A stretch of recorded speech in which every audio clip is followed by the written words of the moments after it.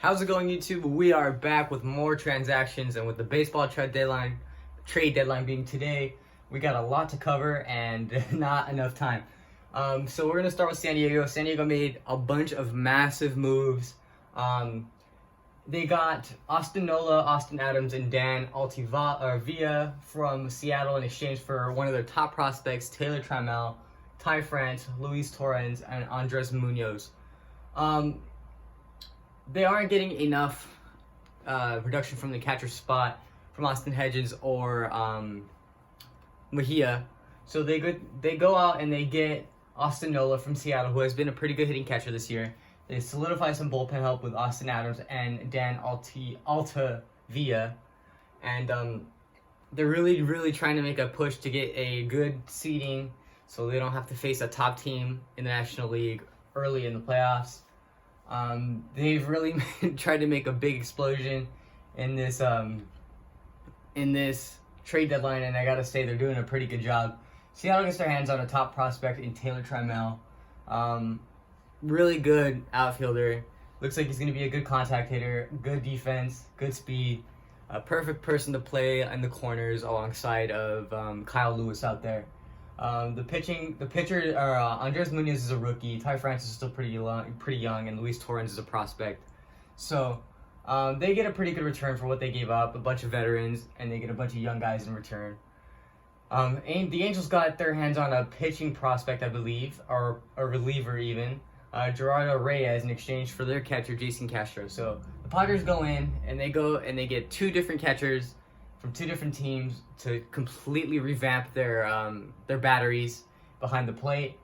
And Jason Castro's been all right this year. He's not excelling by any means, but he's been a good catcher behind the plate for the Angels. And they don't need him over there in Anaheim, so San Diego will take him. Not a very long drive for him. Just a couple hour trip. Baltimore gets their hands on a couple prospects, Terrin Vara and Tyler Narin, in exchange for Michael Givens and a player to be named later. So Michael Givens has been in Baltimore for a while, and I've been surprised they haven't moved him sooner. He's a pretty serviceable bullpen arm. His numbers have been down the last couple seasons, but he still has some pretty good stuff and a funky delivery to make him be potentially successful. Colorado needs some bullpen help, like always. The player to be named later, who knows who it's going to be. It's probably going to be another minor player from Baltimore. But Michael Givens is the piece here. Maybe going to be a 6th, 7th inning guy for them. Or maybe he's going to be their closer, because I don't know how their closing situation over there in Colorado is. I'm assuming it's not great. So San Diego gets their hands on another player, first baseman Mitch Moreland from Boston. Mitch Moreland played really good in the World Series against the Dodgers, so having him in the West is kind of annoying. Boston gets in return Jason Rosario and Hudson Potts. So Hudson Potts is a prospect third baseman. I don't know too much about Jason Rosario. Boston is tanking this year. They want to get rid of their veterans and bring in some more young guys.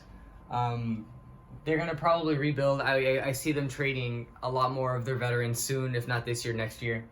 They are seeing some bright spots from some of their other guys, but this year is just not going to be a good year for Boston, as we can see. And taking a break from baseball, we're going to move on to football here. Linebacker Zach Cunningham signs a 4-year, $58 million extension with Houston.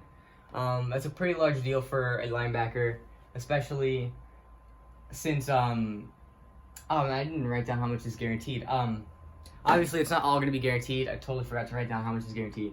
But Houston is they're going through a weird stage in their span right now. They traded away D-Hop. Really, I don't see their offense being too great because they have no running game. They have no receivers. Deshaun Watson doesn't have a lot to work with over there, so they're going to have to rely on their defense. So keeping pieces like Cunningham and keeping J.J. Watt healthy is going to be a big part of whether or not Houston can be a good team this season. And a pretty big football move right here in the Minnesota Vikings getting their hands on Yannick Ngakoue from Jacksonville. Ngakoue expressed that he wanted to be moved, and Jacksonville finally got him to go. Jacksonville finally gave him a place to go. Jacksonville gets in return a 2021 second rounder, a 2022 fifth, which is conditional. If he's a Pro Bowler, then it becomes a fourth, And if he's a Pro Bowler and wins a Super Bowl, it becomes a third. So Jacksonville, obviously they had their hands tied and they got a couple picks back. Can't hate on the picks. So it works out for both teams because Ngakoue wasn't going to play for Jacksonville next year yet. Anyways, Minnesota gets their hands on a really solid D end, and Jacksonville gets picks in return so they can further quicken up their rebuild. And hopefully they can get it done real soon because their fans have been waiting for a long time. They made the playoffs 1 year, had a really good season, ran into the Patriots, and got knocked out. And that's going to do it for this video. Leave a like if you enjoyed, subscribe, comment anything you want to see done in the future, and I'll see you guys next time.